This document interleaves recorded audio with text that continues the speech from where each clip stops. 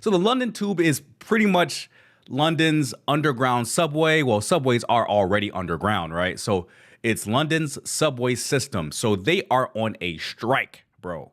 So what happens when, the staff goes on strike for a particular public service? That particular public service shuts down. So we have a story here from Reuters, and it is titled "London Commuters Turn to Bikes and Boats." The reason why I picked this story because this is a hilarious title. As tube strike enters its second day. This is funny, bro. This is super funny. When a public service like a subway or a bus system goes down, they get creative. They're like, oh, we're about to bring out our bikes. We're about to bring out our boats. Or just walk, right? So let's read a little bit. Then we have a short video as well. London, September 9th. Commuters in London turn to bikes, buses, and boats on Tuesday as a staff strike shut down the capital's underground tube network for a second day. With almost no underground trains running until Friday, demand for shared bike services and river surged as Londoners look for alternative ways to get to work, causing longer journeys and crowding on other parts of the transport network.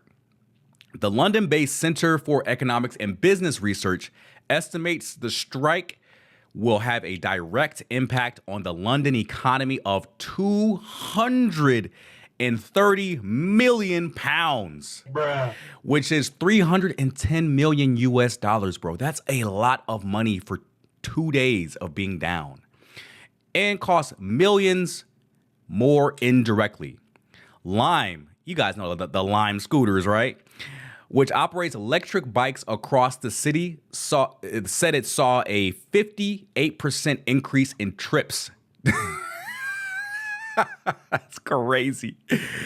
During Monday's morning peak compared with the same period a week earlier.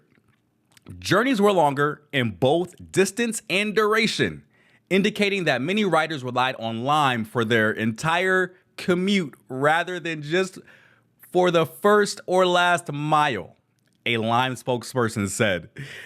Forest, another bike-sharing firm which operates 15,000 e-bikes in London, reported a 300% increase in rides during Tuesday morning's rush hour between 7 a.m. and 8 a.m. Bro, 300% is crazy. I think Forest and Lime probably doesn't want the tube strike to end, I would imagine, at least from a business standpoint, right? It's crazy. On Monday, Forest reported 100% increase in rides during the same period. But Mondays have typically been quieter commuting days since the COVID-19 pandemic, with many workers continuing, let me see if I can make this bigger for you guys, to work remotely at the start of the week. Uber Boat, bro, Uber Boat by Thames Clippers, a river bus service operating on the Thames, said services were busier than usual. That means they getting a bag. That means they are getting a bag, bro, with extra sailings added, including a shuttle between Canary Wharf and London Bridge. The strike, called by the RMT union, centers on pay, working hours, and shift patterns. Transport for London has offered a 3.4% pay raise, but the union is pushing for a reduction in working hours. Yeah, I agree with that. Less work, more pay? Yes. Prime Minister Keir Starmer's government, which vowed to tackle widespread strike actions across the economy before it was elected last July, has called for a resolution. Bro, this strike is crazy. So, I mean, we talked about the airline strikes, right? Before in Canada. And now they're striking in London with the tube service that they have, which is crazy. What's going on, Mad Woman, over at Twitch? What's good? What's good? I'm doing good. How about you? Okay, since we talked about that, which is a crazy story, man. Let's watch a little bit of a Bloomberg television kind of story. Make sure my audio is set to correctly. Yeah, we good, bro. Let's go. What is the situation this morning? How much disruption should we expect? A lot of disruption this morning. People scrambling to get to work, including me. I managed to scoop up. You were impacted. I got my workout this morning on an e-bike to make it to work, to be here on time. It's basically the system is down this morning. 4 million people a day use the tube, so there's just a lot of scramble to get to work this morning. We're going to see that scramble unfold, and you've been a victim of it already. What about the economic impacts? Because it's not insignificant, right? It's absolutely significant. The direct impact on the economy this week will be £230 million. But that's just the fact that people cannot get to work. You have to look at consumer spending, the impact that this will have on the larger economy. It's absolutely great. What is the likely kind of political impact? I mean, talk us through the rationale for this strike from the unions and what the potential political impact could be then, Mark. The workers are, the struggle is over pay and working conditions. Mainly the working conditions. They're looking to diminish the working week from 35 to 32 hours. TfL, Transport for London, refuses. This whole strike is over working 3 less hours? Bruh, let me join a union at my day job, bro. Let me join it. Yo, this is 3 hours less, and they're striking for more than a week. It's crazy. To do so, saying it's not practical, it's unaffordable. They have offered a 3.4% increase, which they might be considering, but basically the system is down this week. But the greater impact on the economy is that this comes at a time when the UK economy is trying to regain momentum. So this basically just creates more negativity, adds to the economic malaise of the British. Bro, let me tell you guys something, man. So, of course, being forced to exercise with an e-bike is quite an inconvenience, right? which was the reason why I was laughing.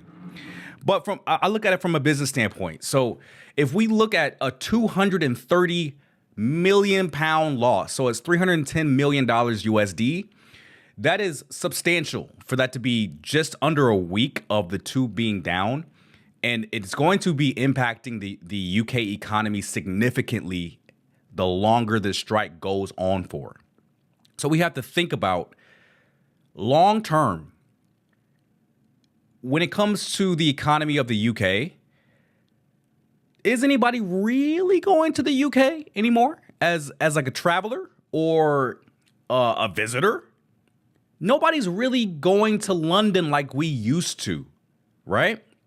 I remember like back in the day before COVID, I would always want to go to London. I'm like, oh my gosh, they speak the same language. It's a different country. I don't have to really learn a new language to communicate with the people. Just a few words that are different. It's an awesome city. The people seem pretty cool. The weather, depending on the season, is really good as well. And now, I mean, I've had a couple of experiences in London, and they've been terrific. I've stayed at hostels in London, met wonderful people, traveled by myself. Then I took my former significant other with me. Both times were amazing.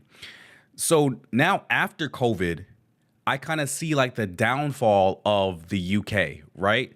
So now they're dealing with a lot of crime. People, of course, having like, they're chefing people up over there, you know, with some sharp knives. And it's not getting any better. Like the laws are getting more strict. They're taking people to jail over tweets on X, which is wild work, in my opinion. So nobody really has the urge to visit the UK or London like they used to back in the day. So that is going to impact the UK's economy as well, along with this strike. So what is the UK government going to do? they got to bend that knee. They have to come to terms with having these folks work 3 less hours, even though they had a 3.4% pay raise. So it is what it is, man. That's the benefit of being in a union, is that you get people to argue on your behalf if you feel that you should be, your worth is a little bit more and you want to work a little bit less and get paid a little bit more. So I understand them. I understand from a certain standpoint that they want to negotiate 3 less hours of work per week, which is awesome. 32 hours, that's bare minimum full time here in the USA, right? And they're getting a 3.4% pay raise on top of that. I'm like, bro, count me in. Let's cause as much economic harm as possible until they say, yes, you can work 32 hours instead of 35. I'm perfectly fine with that. So I hope they can get it together as a government and just accept the terms. Or if they want to just like pout and just be upset the whole time, they're going to continue to lose millions of dollars every single day. So I think the workers for the tube actually have a benefit here, because the longer they wait this out, the more money the UK government loses. So it's a benefit for them to just keep on striking until they come up with a solution.